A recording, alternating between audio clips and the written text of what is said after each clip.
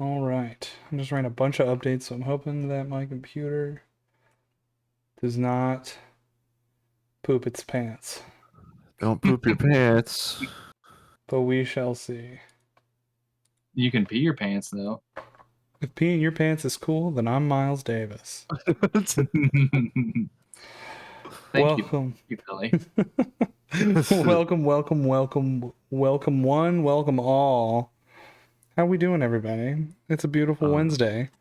Oh, wait. Gotta share the stream link over into the Discord. Let the people know what's what. It's a beautiful Wednesday. Oh, there we go. Make Let's- sure I...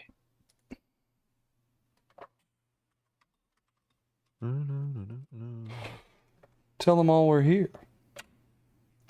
Are you sure you want to send this to 60 plus people? Yes, I do, Discord. Don't judge me. That's right, Discord. We want people to come hang out. Welcome to the stream.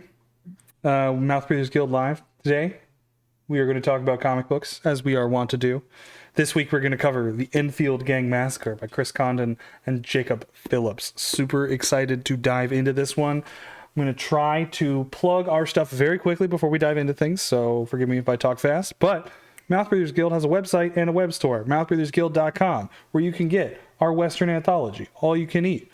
You can't get Time Police there, but you can buy this at Acme Comics or hit up Ben Hill, Ben_Hill_art, or the_Time Police on Instagram. Find that, read that. It's a fun time. On the Mouthbreathers Guild web store, we also have Manny's book, Remise. It is dark fantasy, god-killing goodness. We've got Renowned, our monster of the week, high fantasy, sci-fi stories. Check it out. It's a collection of comics. And then Legend of Carl, not on the Mouthbreathers Guild website. Go to Manny's website, mannydraws.com. Read it. It's all on Webtoons. Just look it up, stupid. All right. Normally we waste about 5 minutes on promos and intros, and I'm trying to be better about that for the viewers. So if you're watching this on YouTube, you're welcome. Fellas, how are we? Dude, feeling good. Feeling real good. What a good story I just finished right before the stream. Excellent. Yes, I read this yesterday. I read it twice, honestly, because it was so dense. I felt like I was missing stuff. And yeah, I definitely missed some stuff, but I will give the disclaimer as well that I have not read that Texas Blood, but I have the first volume trade, and I'm going to read the hell out of that book ASAP, because it was... Yeah, I'm on the same page as you, man. Yeah. Same. There's 3 volumes of it that they advertise in the back of this book, so we'll get all 3, and I will read all 3, because I like Westerns. Speaking of Westerns, did you know we made an anthology of Westerns? You can buy that at mouthbreathersguild.com. Okay, I'm done with the plugs now. And by the way, I will most likely be posting that up on Webtoons as well. My short within there. Oh, nice. Nice. Be watching for more information on The Wanderer and see how you can read it. And I'll also have a link out to the store. So if you want to buy the full copy, you can. And before we dive into our actual initial thoughts about this book, I will, of course, read the solicit on the back, just to kind of set the tone. In a battle between outlaws and lawmen, the truth will be the ultimate victim. A Western that is as haunting as it is thrilling. The ENFIELD Gang Massacre tells the dark origin of that Texas Blood's Ambrose County, as only Jacob Phillips and Chris Condon can. Montgomery Enfield and his gang of outlaws find themselves in the crosshairs of an aging Texas Ranger and a newborn county that's hungry for law by any means necessary. This trade collects ENFIELD Gang Massacres number 1 through 6, plus a little 6-pager train heist story. That's great. Initially, I want to say that the art in this is amazing. The Western energy is great. It is a gritty kind of outlaw, almost heist story. Very tragic. It's very dark and tragic and does not have the most positive worldview. But, man, I loved reading this. Fellas, what did we think? Dude, it was like reading Red Dead Redemption, you know? It's Yes. like another game that I want to play. Well, the feeling is the feeling of this book, like what you were saying, just the vibe in general is 100% on the money. Solid work, Jacob Phillips. You're the man. Good shit. It feels pulpy. Like even the book design itself is very classic, like in that old school, like dime Newsprint. novel kind of thing. Yeah, and then we also like we're diving into the book itself, and it's newsprint. It's got like newspaper articles, but it's just like, you know, articles. I'm assuming of from the character in Texas Blood or whatever. Maybe I don't know. Little Yeah, author that I notes. don't know. Yeah, but man, just the color palettes, the character designs, definitely leaning on Lee Van Cleef for one of the character designs, and I love it. Absolutely love it. And what's is it Charles Bronson is the guy in Once Upon a Time in the West? Is That that Charles is Bronson? is that the actor? I can't remember. Um, The guy playing the harmonica, but at least that it is character Charles reminds Bronson me. and Henry Okay, cool. Fonda. Henry Fonda, dude, it's so good. Yeah, Anyway, Charles Bronson's the harmonica guy. Man, it's been a yeah, long time since I watched. It's probably been since college since I watched Once Upon a Time in the West. I'm about due for another viewing. yeah, dude, it's so good. This But also reminded anyway, me a like, lot of the Wild Bunch. yes, especially with the Gatling gun bit, Mm, like that was awesome, and just the tone itself was very, very much on that same vibe. Anyway, I'll let you go, Ben. Great Oh, book. no, you're good. So I blame both of you guys for getting me into the Infeld Gang Massacre because we read Pulp, which is with Ed Brubaker and Sean Phillips, with Jacob doing the colors, and absolutely love that book. Still fantastic. All the Western like backstory for the character is just phenomenal. And then when I found out that Jacob was working with Chris on this, I was just like, dude, count me in. Like, we're gonna do just full on Western with Jacob doing all the illustration and the color, and it is just it's gritty. It's uh, again, I don't know how he does it with the textures, the lighting. We'll get into it more, but this is like watching a you guys nailed it, like watching a Western. Like the flashbacks are this weird interesting color and like flat textures and or flat blocky colors. It's just so cool. This is a great book. If you love westerns, and we've talked about a few of them, like you really need to go out of your way and get this. I'm just gonna spoil it.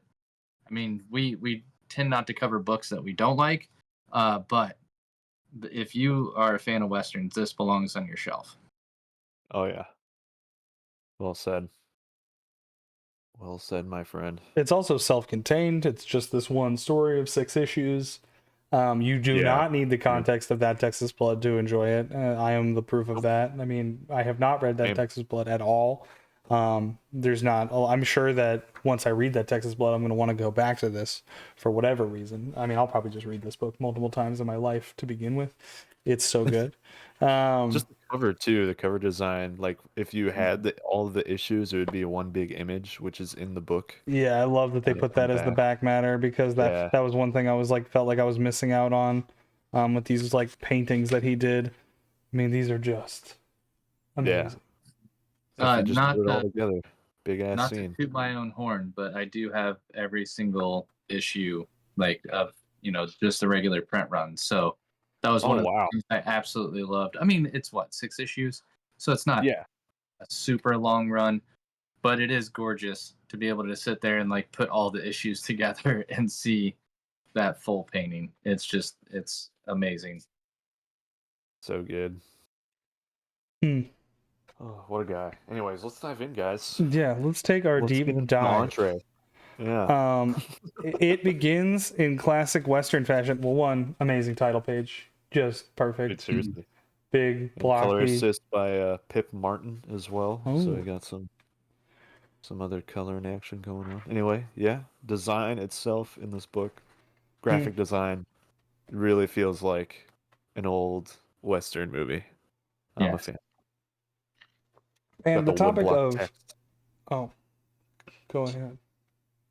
No, I'm good. It just got the woodblock text, like Oh, big that time. you'd see back in the day. Yeah. And just the fact that this story opens with such morbidity, like just the sideshow display in 1906 Oklahoma, where we have Enfield's body on display for all these people coming to look at it, and then kind of matching that transition with meeting our hero, and a perfect character intro. Westerns, you got to get the first scene right, you got to set the tone. You got to introduce our character. And who is it? It's a guy who's relatively cordial and friendly with a bank attendant that he's robbing. And he just robs it and goes on his merry way. He's just like, you know what? I'll be back next month. Like, what a great setup. Yeah. I just You can just hear the music tune in. Yeah. Once they ride exactly. I love almost this Shakespearean overture where you've got the as you pointed out in Oklahoma, that carnival barker that's just kind of setting up all the big plot beats. Oh, it's wild, it's dark, it's haunting, it's a dangerous tale of everything, and then just that transition. I mean, God, how cinematic can you get, right? Let's add some foreshadowing. We already know he dies. We don't know when or how or why. And then, like you said, what a great character beat right off the bat. A cordial felon, if you will. He's got the charms. And one thing that I love, and this story really is emblematic of about the West, is that, like, of course there are all of the, like, John Wayne, John Ford Westerns that are idyllic and beautiful. And it's like, look at this aspirational mythology of America, how we were these frontiersmen and we lived by our own laws and we were these heroes. But everybody's favorite Westerns are about the death and the closing of the West, the end of the outlaw era. You go to movies like, your spaghetti Westerns, like the Dollars trilogy. The Wild Bunch is a great one. Once Upon a Time in the West. Unforgiven as kind of the closer. All these movies are about, like, the death of that lifestyle, the closing of the idealism and the mythology and the freedom. And this is just Red Dead Redemption games too. Red Dead Redemption. Great example. Just how these guys come to terms with the fact that their lifestyle and their run is over, basically. Yeah. And this book is just that in spades. Because again, the West was mythological. It was not cool to live in the American West. You were shitting in a hole and fending for survival.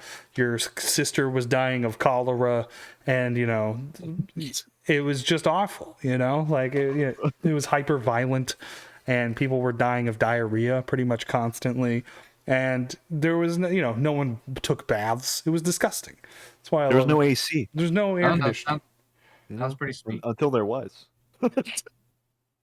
Sounds like a sweet deal. No tech. I think that movie theaters back in the day were like the first like big places with AC in them when they were playing movies.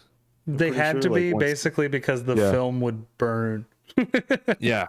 Right. So like people would literally go there just to hang out in the AC, and then they're watching these movies.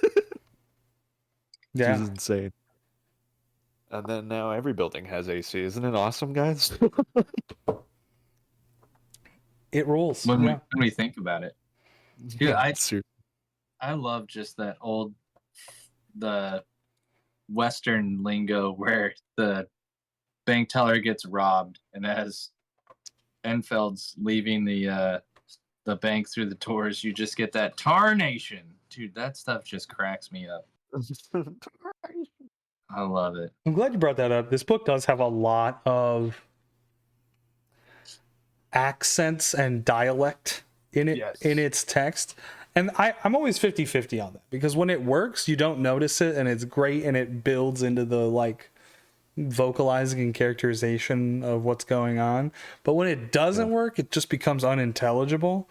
And so, like, I was kind of almost waiting, because it at times it felt overused, but it never didn't work in this book. You know what I mean? Like, it's just something that I think about when I'm writing. It's like I want them to have this goofy accent, but I don't want to like phonetically spell it out because it becomes a pain in the ass to letter and make it sound right and feel good.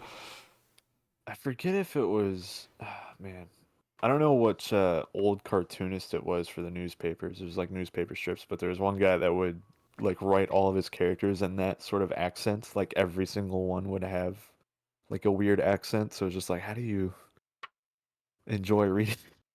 Yeah. I can't read it. Right. But I mean, here is like subtle, like, everyone's got like a little twang or something to the voice, but like with the old school strip like that, and then it's just like unintelligible, like you were saying. You can overdo it for sure. For sure. The one thing that, and I don't know if either of you guys kind of felt this way while reading through it, the piece that I find so challenging with the book is sometimes I have to go back and really study the dialogue to find out what their names are, like to find out who's who. Because aside from, Enfield, like the rest of them are just like, yeah, and then you got old, Eli over there, Texas Ranger, and you got old Bill Barley, and he's dead, and you got old Danny and LQ and Edgar and Mowbray, and it's like, wait, which ones are those? Because there's nowhere in it aside from Enfield where you're just like, oh, great to see you, Texas Ranger Captain Eli, and then like, big word bubbles, and there's a big splash panel with this guy. They're just it's all couched in like, this stuff's happening, everybody knows everybody, and everything just seems, again, like it all just is a part of that everyday culture. And for the book it works, but man, having to read through here, and especially when you meet the rest of like Einfeld's gang or Enfield's gang, like I had to wait, what's his wife's name, what's who are the other characters in the gang, because some of those really matter later on in all. Yeah, I will with those newspaper article bits. I know those dive into like some characters and kind of do like a little deep dive on them. Am I wrong? I've read like two of them. Yeah, no, they do. A lot of, They do, yeah, okay. you get a lot of like LQ West, and the first article really talks about some of the infields as well as John Mowbray. So if anything, I love those as supplemental materials, and Kev's got it up right there. These are some of the coolest pieces of the text. It's not only the story, but they're even adding more color in the form of these Texas Record articles. And I mean, when you think about it, newspapers weren't weren't always prominent, right? They were almost like these little sheets that would be like, this is the Texas Record, and we printed, this is issue 87 of our year August 1996, and it's just following the story along. And I absolutely love how much is included in here, and the fact that like each one of them says to be continued, and then it picks up after the next one, and it picks up after the next one. So it's, by the time you've read all of it, it's this massive report on everything that went on. 100%. I love these. They're meaty, and they're like the reason why this book takes so long to read. But what they tie into very well thematically is the element of perspective, which I really loved in this book, because we have kind of the raw experience of Enfield, Montgomery Enfield, and his gang. We see what happens to them. We see the murder of Bill Barley that we're also concerned about, and the narrative being espoused by the sheriff and Mowbray. And we see this other story starting to unravel as the former sheriff, who quits in the middle of this book, investigates on his own what he thinks really happened. And on top of that, we have the journalists in the newspaper articles poking holes in the story and trying to make sense of what they've found on their own after the fact. And it's just like this swirl of like, what story is real? What does it mean? Right. Who's telling the truth? what actually happened, and it's like a brilliant way to frame this story that isn't really a mystery as a mystery to kind of propel you through the entire 6 issues. It's so well done. Like, I think if you didn't have the newspaper articles, the story would almost be a lot less effective. Like, it was such a smart choice. And I know a lot of people have certain feelings about reading walls of text in their comic books. Looking at you, John Hickman haters. You know what I mean? Like, yeah, but I love this shit. I will always read this. I'm so on board. Yeah. Well, so one thing I want to make clear, you talked about, actually seeing the murder of Bill Barley. It's like we get 1 page of Bill Barley strung up in the rafters with he looks like he's been brutally dispatched. Or just But- hacked. Yeah. Yeah. But when we last saw Bill Barley with Montgomery Enfield, he didn't like the fact that he got robbed, but they seemed to leave on, all right terms. He was Montgomery very alive. and very, very much alive. So Not disemboweled. Like, that's crazy. Man, the color palette in this book is great. Just love the subtleties of like the pinks and the blues, the oranges. the oranges in the bar. Oh my Yeah. gosh. And then you can just feel the heat when it's daytime. It's great. Yeah, 100%. I love how messy it all is. Like, this is like a Jacob Phillips hallmark, where it's just this like splotch of color rather than blending things. Yeah. It's just like this in the middle. It's defining a stroke, man. It's great. It's amazing. And then it's like abstract at times too, but it's kind of like it's making your eye go in that direction because it's usually like a lighter value when he has something of interest. It's like it's done very, very thoughtfully, which is great. But it's also, like you were saying, there's no blending or anything, and that's great. He also leaves that sort of like natural brush stroke texture on there. Whatever digital brushes he's using, they're looking pretty nice. Yeah, I mean, like he does these things. Like, I'm looking at almost like the wear in the wood and the light streaks coming on him on the jacket, and it's like it is very like organic and like feels very deliberate, but it also like it's abstract, but it's mimicking like real light and like real organic wear and tear. So that it's just like, it just stands out every time I look at Jacob Phillips's coloring work. Yeah, it's good. It's good. I think he mentioned that he used a palette knife. Now that I'm thinking about it, I think he's made a lot of these textures and scanned them in, and then there it is, Interesting. kind of thing. That's With some of them, not everything. But anyway, yeah, this so good. Everything's well thought out, well designed. The feel, the look. God damn.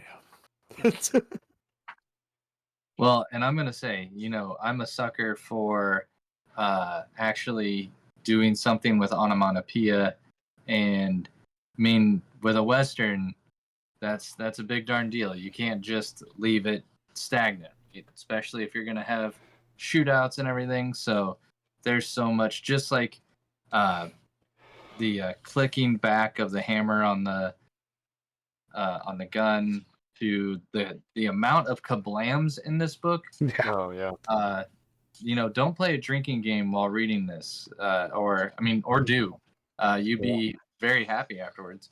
But man, absolutely love just the way they play around with the onomatopoeia of all that. So good. Yeah, man. It definitely reminds me of some of this feel reminds me of the Batman Year One, with like the lettering, and maybe it's just like the thickness on the onomatopoeias and stuff and certain line work. But yeah, it's great. The lettering in this whole book too is just well designed. Like I was saying earlier, with like the woodblock text, and that's used for a lot of like sound effects, like the kablams we're seeing over here and stuff. But he's definitely taken some notes from Sean Phillips too, with his lettering and just his whole approach to comics. But with the flair of Jacob Phillips. Exactly. That 2-page spread that Kev's got up, man, I stared at this for the longest time. Yeah. Absolutely loved it. You've got the post that's like in the middle of the page that's getting shredded and taking some of the fire. You've got people climbing over the bar while shooting behind them. Like it just gives the feeling of chaos, like going down in this bar fight. But also, like, Right. one thing I love about Western shootouts is that they're standing fucking still. Yeah. And they're missing. Like, what do they think is gonna happen? You know what I mean? Move your feet, dog. Oh man. But yeah, man. I mean, I love the speed lines with the bullets whizzing and blood just spraying off of things, and oh. Oh yeah.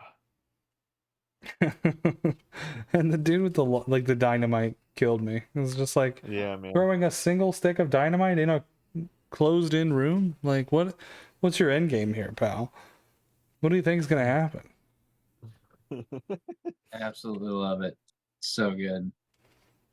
It's And just then like, again, the onomatopoeia when that thing goes off, I love how he's playing around with that. I mean, it's just really a single page would just focused on an explosion and like one person in the foreground. But man, there's so much energy in there that leads to this mess that you find on the next page. I mean, this is a pretty bloody book when you think about it. yeah. You know, that's the way when these things went down. That's the way it would be. It is called the Enfield Gang Massacre. Massacre. So True. it is people getting murdered in mass.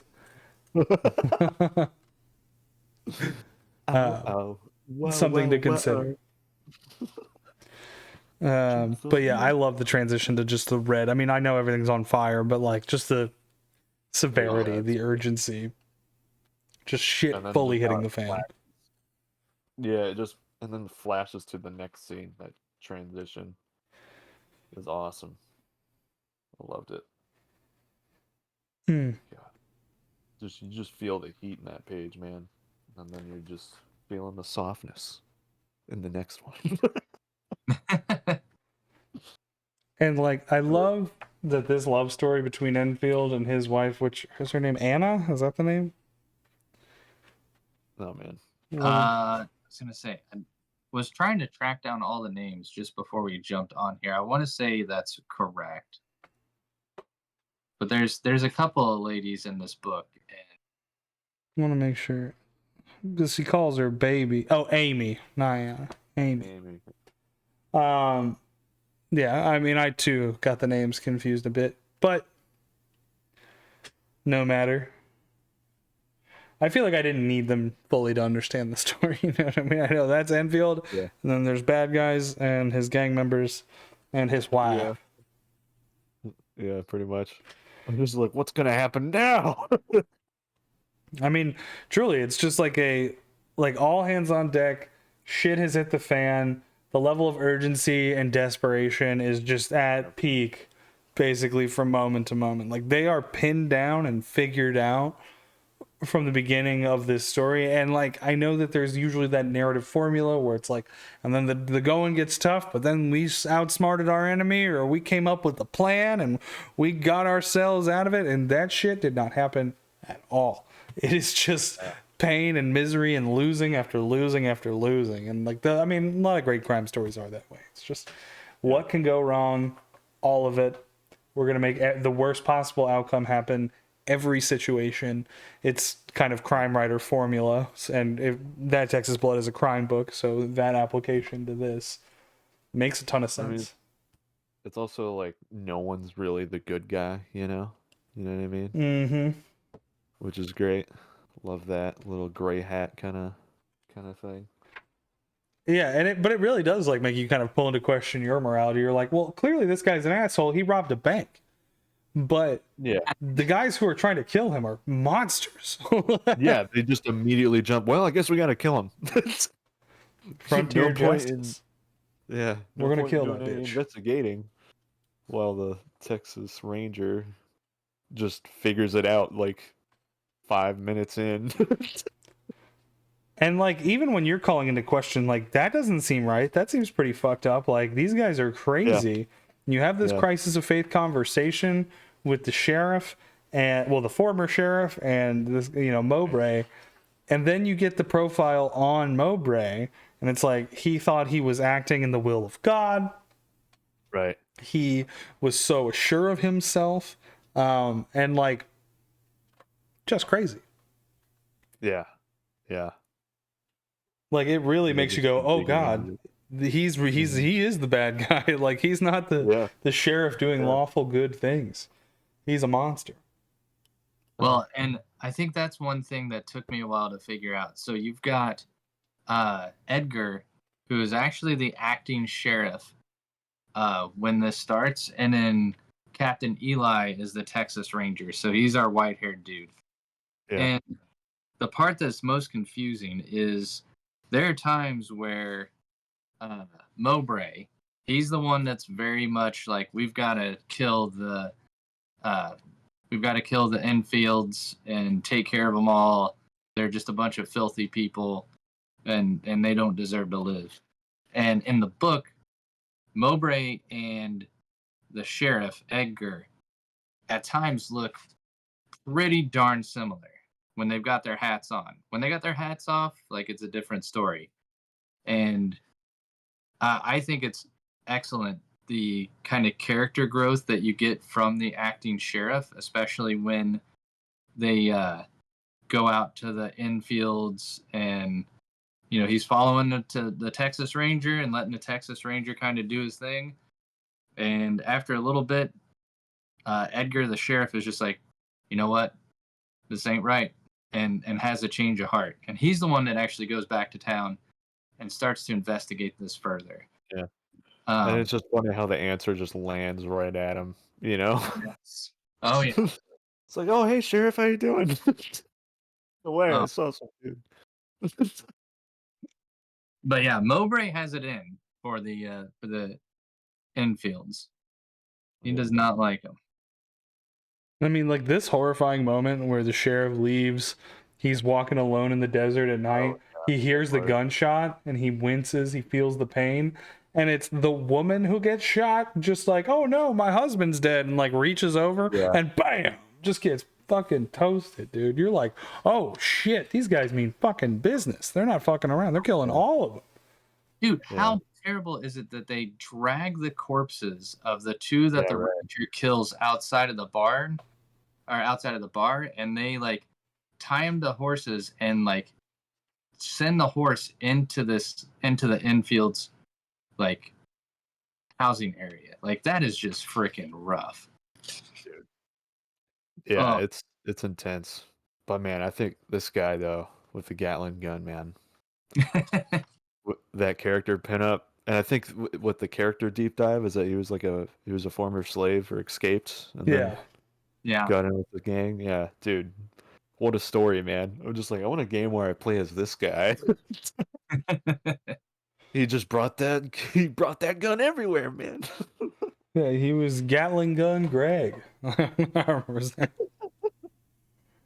But oh man, it's awesome, man. It's definitely. Do you think that's like a callback to the Django movie, like the old school Django movie, where he's like towing that coffin around, and then there's a Gatling gun inside it the whole time?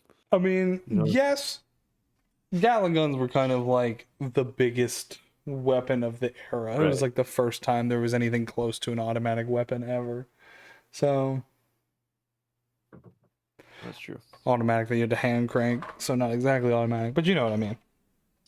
Fired an ass ton of bullets all at once.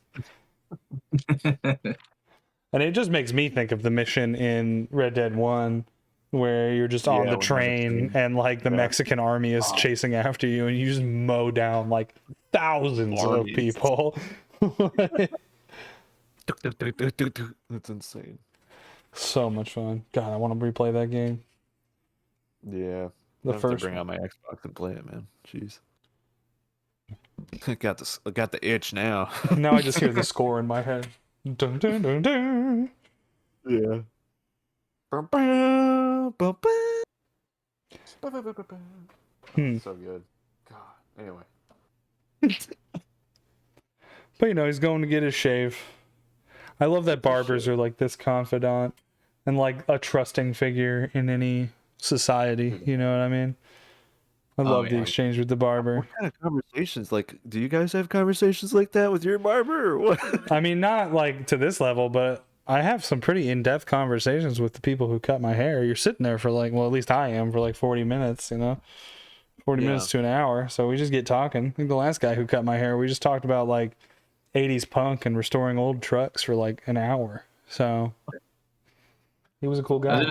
I had the same hairstylist for like 10 years when I was back in Indiana.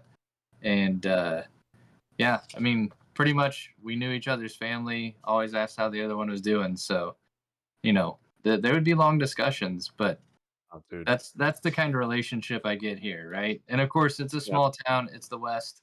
So when you've got F or EPH, however you want to say that, F.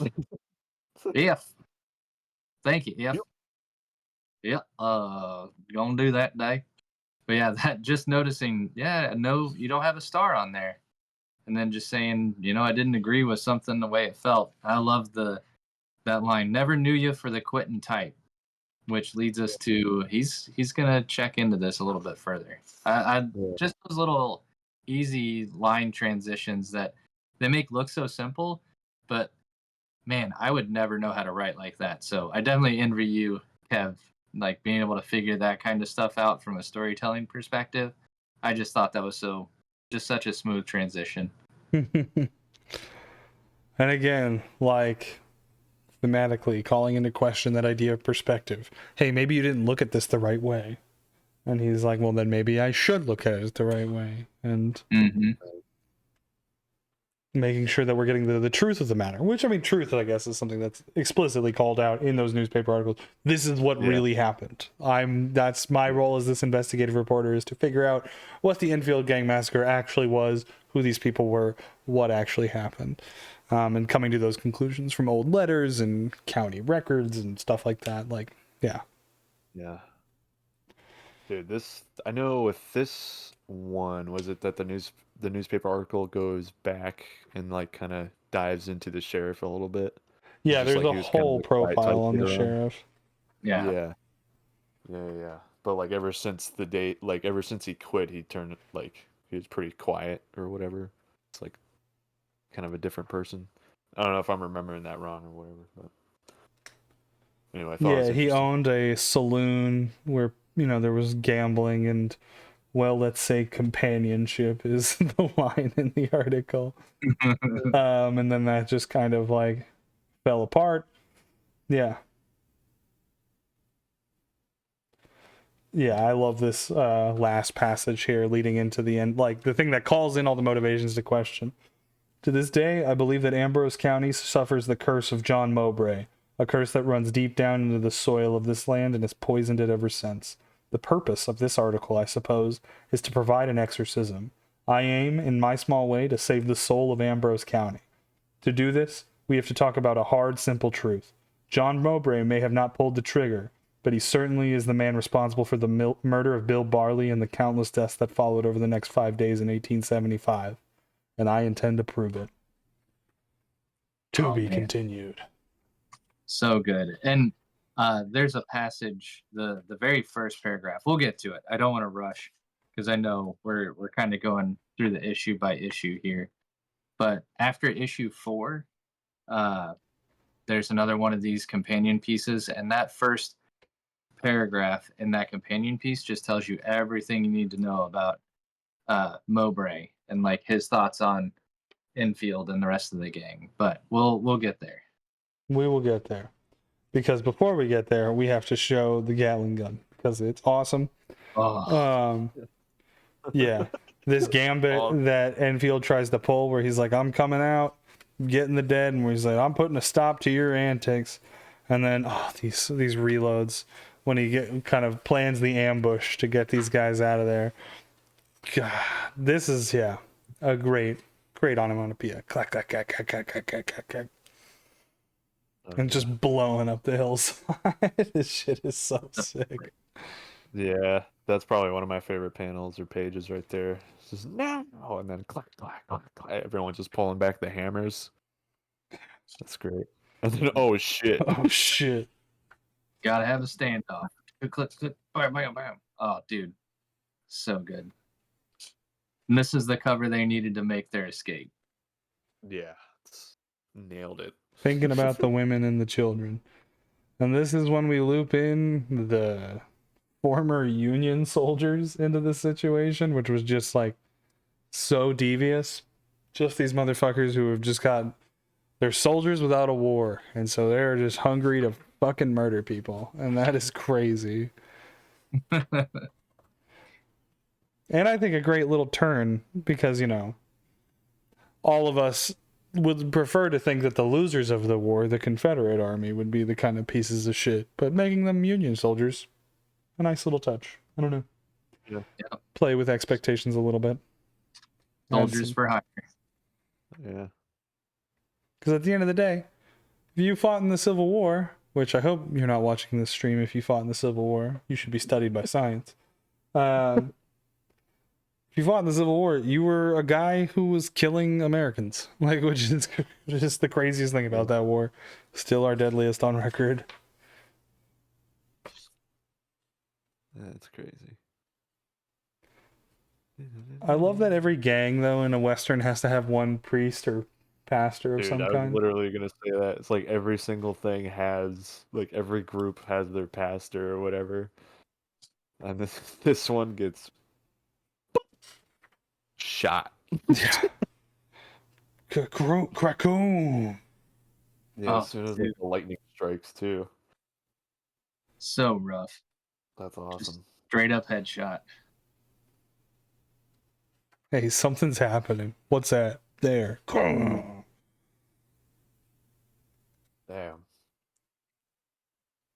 So good. And this stable house is kind of like the real last stand where this all goes down.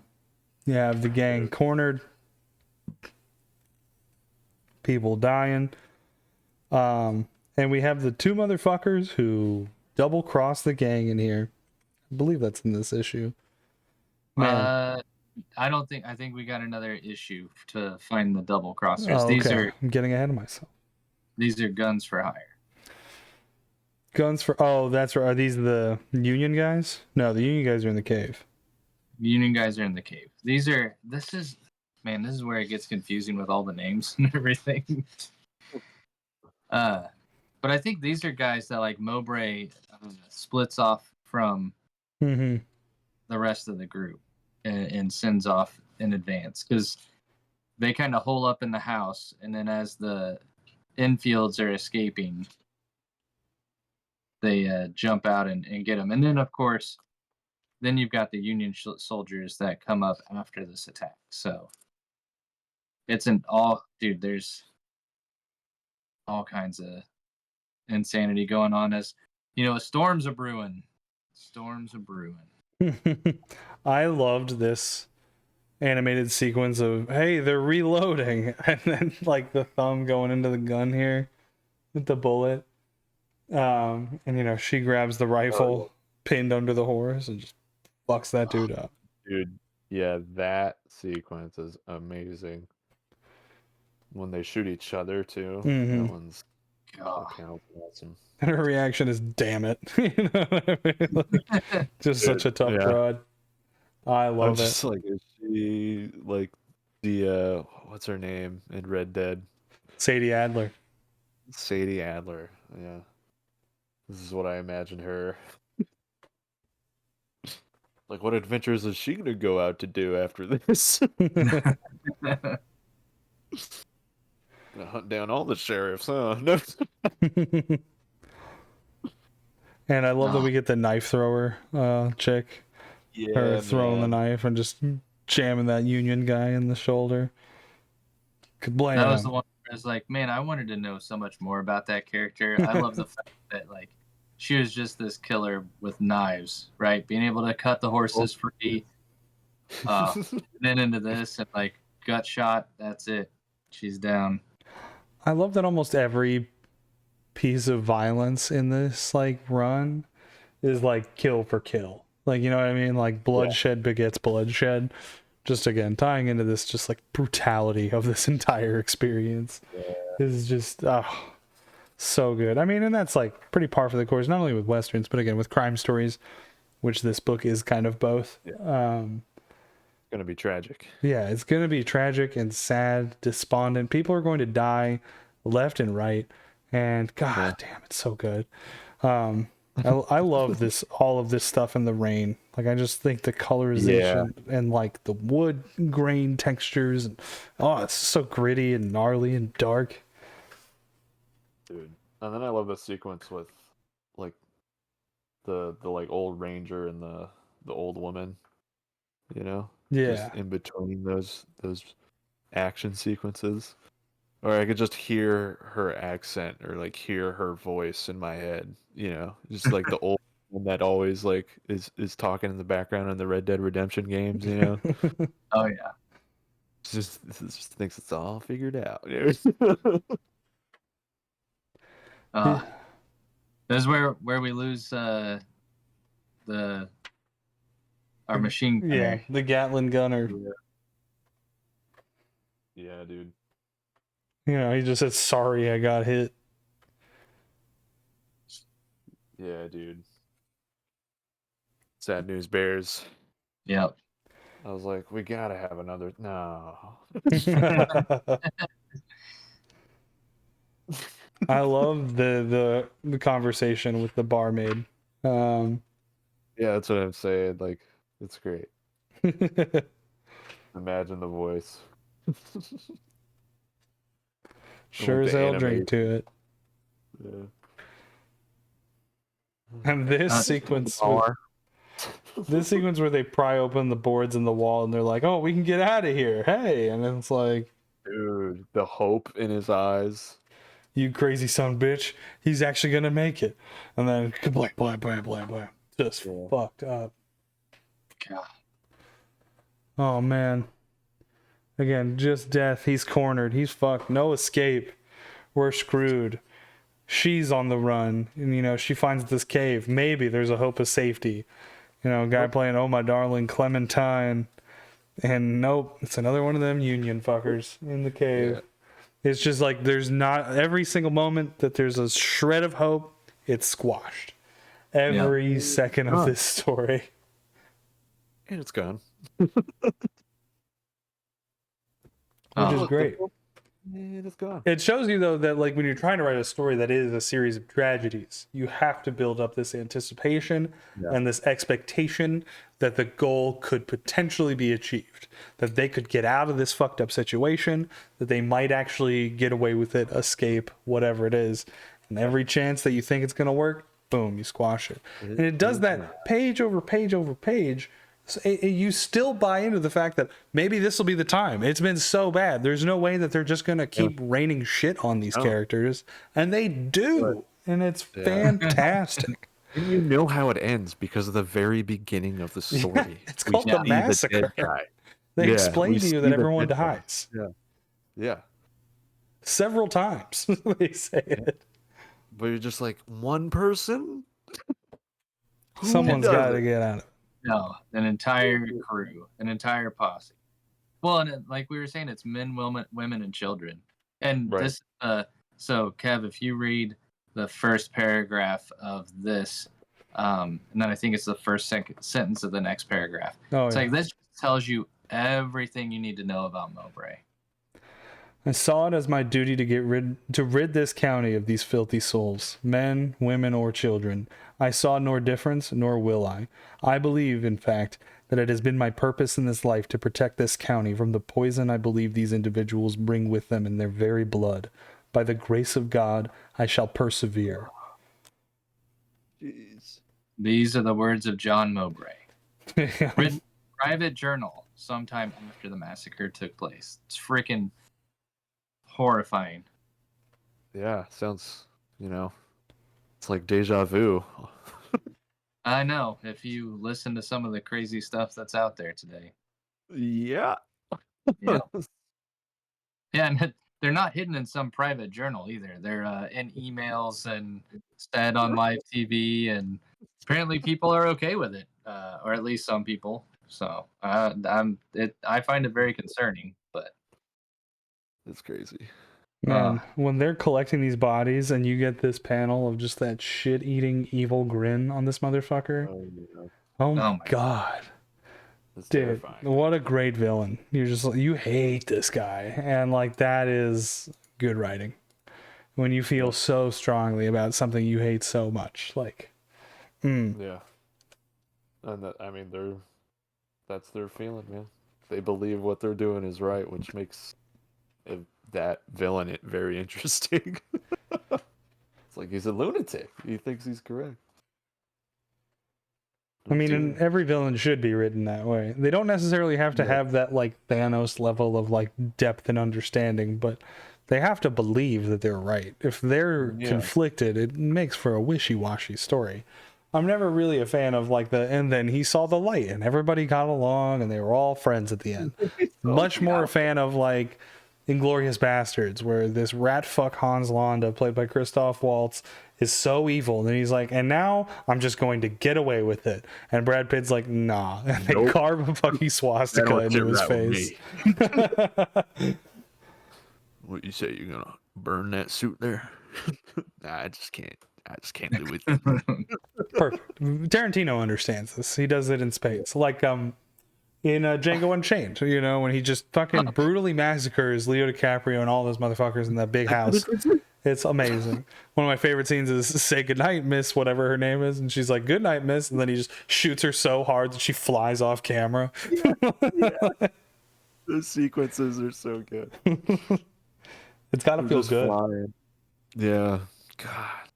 Dude, this part coming up, this was the switcheroo that I was not prepared for, because there's only 3 left. Enfield and 2 more of his posse. And the last 2 guys in his posse fucking double-crossed him. Those lying, gambling, philanderous motherfuckers. And those are the ones that live. And like, you know, the shit-eating grin on this dude. He's like, yep, I'm getting out of debt and I'm going to get away with it. And Enfield's like, nope, actually, fuck you. It's like Bill Williamson in Red Dead 1 and 2. This is like that's the vibe, like aura that I get from this dude. You mean Micah? No, the hillbilly guy. I'm pretty sure it's Bill Williamson. He's got like big dude with the big beard. Crusty, he's got the crusty beard and stuff. Yeah.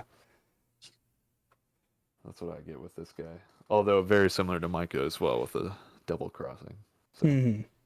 Well, and what I think is interesting, and I had to go back and look at this, but LQ, he's the last guy left with Enfield in this barn. And when Enfield was going looking for somebody out on the ranch when he got back, like LQ was the one that was in the barn that was like, whoa, put that gun away. What are you doing? You know, and here it is. Enfield even hands him a rifle. So it's like he trusted this guy. Yep. Yeah. And then he has the reveal. I killed the banker. I killed Bill Barley. That name too. Barley. Bill Barley. Sounds very cowboy. That's right, Bill Barley. Bill Barley. Bill Barley. You know, he gets his comeuppance. You're a son of a bitch. Ain't wrong, but that don't mean I ain't gonna survive neither. Kablam, kablam. And that's all we get of that, like, unceremonious fucking end to this dude. And he's cornered. They're just waiting for him. This is the end of Red Dead 1 right here, where all the sheriffs and motherfuckers are waiting outside the barn. And you're locked in it. John Marston is ready to meet his end. Yeah, sends his family on the way. They didn't surround that barn entirely. Oh, man. And he's still got this smile the whole time. Crooked smile here. Just a big old grin. So self-assured. That self-righteous piece of shit. And Okay. And how is, because if this didn't happen, if we didn't have this sequence with Amy coming off the horse and dangling this bait in front of him, he would have gone out like John Marston. He would have just run out guns blazing. Deadeye dick mode, aimed at a few guys, shot, and then Yeah. But no. You're like, what did I do wrong? What did I do wrong? Oh, that really bummed me out when I was a kid playing that game. Load the save, load the save. I thought there was a way you could win. But Yeah. nobody wins in the West. That's the whole point of the story. I should have known that. I was fucking 13 or 14 when that game came out, so I'm not exactly the smartest man. But look what the cat dragged in. And fucking talking about us like we're nothing but cattle. Why? Because I can with that fucking gun.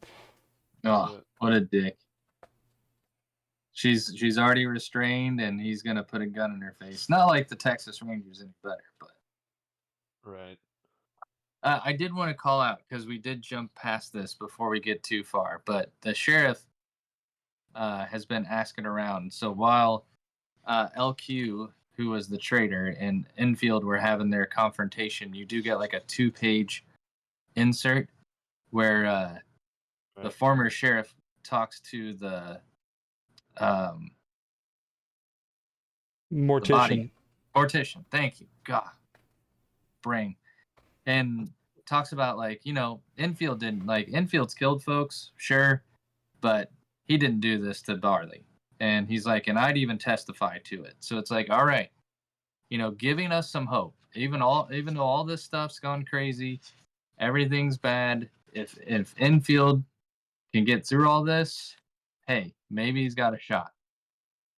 And they even after the confrontation, and they get Enfield's wife out there, and finally drag him in. We do see that the former sheriff is talking to, I would assume that's like the governor, or I don't know who he is. He was the one leading the town meeting at the beginning, and he's trying to talk him into understanding like all this was done because Mowbray's like he's got something going on. He's out of his mind. He's going crazy. And before he can really get a good conversation, they bring in Enfield in along with his wife. It's just that, it's Lee Van Cleef, man. That's all I see.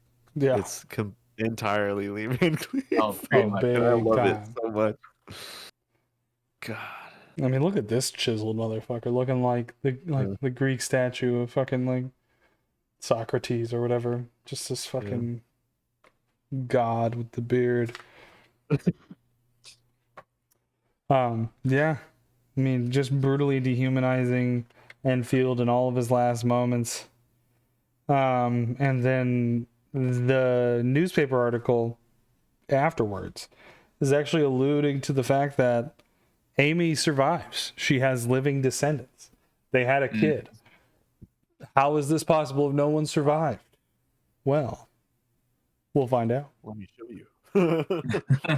In issue 6, our conclusion to the story, Enfield and his wife Amy have their last exchange.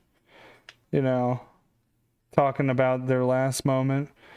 Was thinking about watching the sunrise when we came down from El Paso. We was looking out at the sky, sitting at the base of Jackson Peak, and then they're gonna kill us. Honey, they gonna try. And they hang that noose around his neck. And I don't know if I was the only one who fell for this. But basically, as they, you got the sheriff all pissed off that this is happening. You've got, Mowbray on his high horse talking about what a piece of shit, he is, and that he's so excited that he gets to kill Enfield. And we have this moment of doubt in this conversation between the sheriff and the mayor, I guess whoever it is, Clyde Garris. Folks around here call me Judge, so I guess he's a judge, town leader of some sort. They're fans of due process, so they were able to get Amy out of the situation, and they alluded that here. So that's why she's not getting hanged, but she has to watch. And then, well, first of all, this when he cracks the whip and you hear the crack with her eyes, that is so sick. Just beautifully done. Yeah. Emphasizes that terror. And the tear. That single tear. I know. That got me too. Going right down the A. And when this happens, and you know, she has this vision of herself grabbing the gun and shooting him down, and they ride off into the sunset, and they, you know, start a homestead and raise a kid, and it's this beautiful sequence. I was like, oh man, did that really happen? Are we just breezing through things? Dude. Like, Yeah, I got really saw excited for a second. Because I mean, and It's again, like, no. knowing that she gets away, you're like, oh, this is all plausible. But no, this is just the flash of the life she could have had before her eyes, before the eventual snap. I also love including Mowbray's evil smile here, just completely dehumanized with just the teeth and the black silhouette Death. there. Tiny eyes. Little tiny pins. Showing death right there. You know, he's just evil incarnate. And here he is hanging. This, I mean, giving this a 2-page spread to really let this moment set. Really snaps you out of the experience too. You're like, oh no, fuck. Dude. It really happened. Crows above that too. Circling. Oh, that's great. I love this dust cloud texture that he's doing with just these very simple brush marks. Right. And everyone watches the horse. People are cheering it on. I mean, this shot of him hanging and her total meltdown is so justified and felt. Yep. It's brutal. Just screaming. Like insane. I'm like, no. They're sick. What have you done? What have you done? Cut him down. And, you know, this isn't enough. None of this was enough. You know, and you people just watch. What's wrong with you people? This was our home. Damn you all. I mean, her stuttering, just covered in mud and dirt and shit. Oh, just falling apart. Been through it, man. Dude. And again, just everybody watching and staring. No one doing a damn thing. Crazy. Yeah. Just this total isolation emotionally. Very well covered. And then the transition. Perfect transition. Exactly like the beginning. And that, We're my back. friends, is the true story. And, you know, this guy's explaining that this was the true story. This is everything that really happened. And the moment where she comes up is fucking so powerful. She walks up and the fact she has to pay a dime. Let's see her husband's corpse.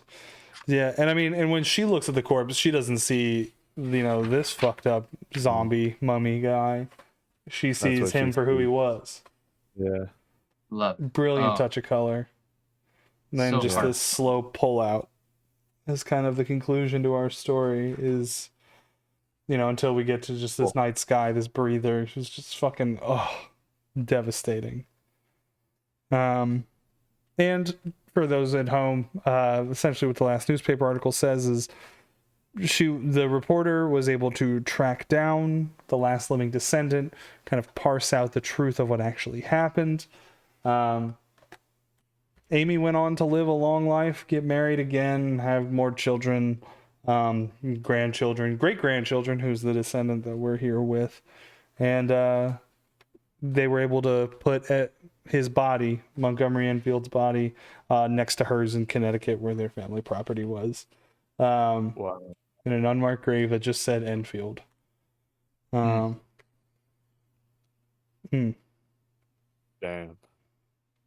That's so good. Yeah. This whole storyline too is from just like a little clip in Texas Blood, if I'm not mistaken. I think that was mentioned somewhere. It was just like a background thing in Texas Blood, and then they made a whole damn thing about it. Yeah, I need that extra context from the Texas Blood. I love this closing marker. How Enfield was retrieved by Amy remains something of a mystery, though my best guess would be that she likely purchased his remains from Doc Malady or one of his cronies after their routine stops in Oklahoma. My assumption is that this coincided with her travel from Arkansas to Oklahoma sometime in 1906, but we don't know for certain. What we do know is that here he is, and here he shall remain, at rest and hopefully at peace. No sign of struggle, no signs of murder, massacre, or mayhem. No sign of John Mowbray or the guns of Quentin Eli. No conniving or secret conspiracies. Just a family laid to rest together. Oh, so glad you read that. That was the part that, like, I love the fact that at some point she was able to finally lay him to rest, and the fact that they were both together in the end. Yeah, Again, not the least he could do. You know what I mean? yeah, exactly. Can't hear. Am I muted? I think you're muted there, big boy. Uh-oh. Yeah, check that volume. My mic levels have been good this whole time. Same. Brock's trolling. Well, where the fuck you been, Brock? We're almost at the end of the stream here. Yeah, and here it is. We can look very quickly at that. What is it? A 6-page short? Yeah, train heist. Little train heist. It's awesome. Oh, it's so cool. I loved it. I didn't fully understand where in the timeline it took place. I'm assuming long before, because this motherfucker died in the dynamite explosion at the saloon. 1868 is what it says. 1868, and this story began In 75? 1875. Yep. Yeah, so this train heist gone wrong is several years before our regular story takes place. And I just loved this sequence. You know, he puts way too much dynamite down. It blows up too late and blows up the whole train. Gavin, the hell did you do? And he said, I blew it. And there's just money burning in the air around him. Fucking. That's just hilarious. What a great little thing. And I mean, like, a great way to do. Was that even? Okay, so it was 6 pages. It's just all set up and payoff. This is how you do a mini comic. We talk about a lot how we tackle mini comics. We do 8-pagers a lot. We have a book full of 8-pagers. And how exactly do you tell a 3-act story in 6 to 8 pages? Well, the answer is you don't. It's more of like a joke, is how I always equate it. It's more of a setup and a punchline. It's a setup and a payoff. And this is it. It's just a heist gone wrong. Like, what does your character want? They want that train, and they want it now. Oh, shit. But, you know, he's just laughing. He's smiling with himself, and it leaves you feeling a certain way, so it's an effective 6-pager. It's great. Yeah. It's a blast. And then, of course, we just get some good back matter in the fact that it's just the painted covers that all tie together. Which, if I'm looking at this correctly, this here is the gun barrel to this. Yeah. And then these two are like this. If I'm understanding correctly. This one's over here. And then where is it? Oh. So this is the other side of this building. Oh no, this is the other side of the church. And this is over here. So this gun is just, yeah. Okay, that's what's it. Yeah, the blood, the texture. So, absolutely loved this book. I loved every second of reading it. Loved the empty gut feeling that it left me with. Utterly tragic. Just super effective, self-contained story. Western writers, crime writers, Western artists, crime artists. Take notes. Really walk away with this book learning something. This is great. We don't get enough good Western comics out there. So if you are anything like us and you like Western books, go to your local comic book store and buy this book. You will not regret a second of reading it. It is beautiful. True story. Any closing thoughts, gentlemen? Dude, it's good. Go buy it. Yeah. I love this book so much. I have all 6 single issues, and I bought the trade because it's one of those where I was worried I was going to destroy the actual singles. And I was like, nope, I got to have something I can just flip through and dog ear. Holy smokes. Yeah, this book is amazing. Yeah, Read as it. Brock says, move to Greensboro so you can go to Acme and buy this book. Or just That's visit Greensboro and go to Acme and buy this book. It's also only a $17 trade. It's incredibly reasonable for the size of this. This is a big read, you know? It took me longer than something else that would be a normal 6 issues to read this. There's just so much to it. It's dense, it's complex. Yeah. Yeah. It's fantastic. True. Well, anybody have anything they want to say before we go? Dude. Go to your follow local us comic book on- store.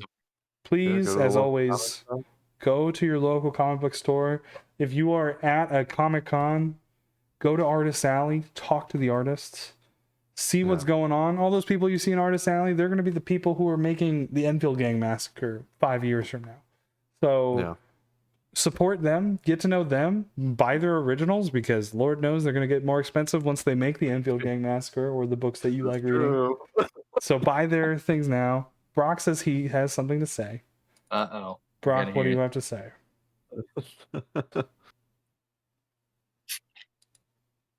Anyway, we also got the Discord that everyone needs to join. Yes, if you Yeah. want to sit here, tell us about so- your favorite comic books, show us your art, talk to us about art, figure out what's going on with us, join our Discord. Link is always in my socials. You can go to mouthbreathersguild.com. That will have a Discord invite that will take you to our newsletter, to our online store, mouthbreathersguild.com, where you can buy our comics. Let's show them again for the lovely people. I mean, you like Westerns? Guess what? We made some. Look, they're all in here. Look at this. Look at these Westerns. Look at all these Westerns. Oh, man. These are great. Look at all these Westerns. Look at it. Would you at it. look at that? But we also have stories that aren't Westerns. We got fantasy and sci-fi and fantasy and sci-fi and all these good stuff. What are you doing, you stupid idiot? Go to mouthbreathersguild.com, buy our books. Support local artists. If you're at Greensboro Zine Fest, Manny will be there. It's true. With about a half a table, just with a rack of our Yeah. comics. It's gonna be, yeah. I think it's gonna be half a table. I don't know. Anyway, I'm gonna be there. Manny's gonna be there. Go We talk to Manny. Go buy love Manny you. stuff. So, got the another podcast on That's right. on Spotify called Some Call It Fiction. I talk shit about sci-fi stories that my buddy reads to me because I don't know how to read. That's our joke. There you go. Manny can't read, he just draws. That's it. I can't get time to read. All right, y'all. We love you. Buy comics, read comics, make comics, hang out with us. Have a Read great comics. Wednesday is when we're recording this live. Have a great Wednesday. Or if you watch this over the weekend or whenever, have a great whenever. You know what I mean? I just hope you're Have a doing good well. future. That's Yeah. right. We love you. You have a bright future ahead of you. I know You it. do. All right. All right. Peace.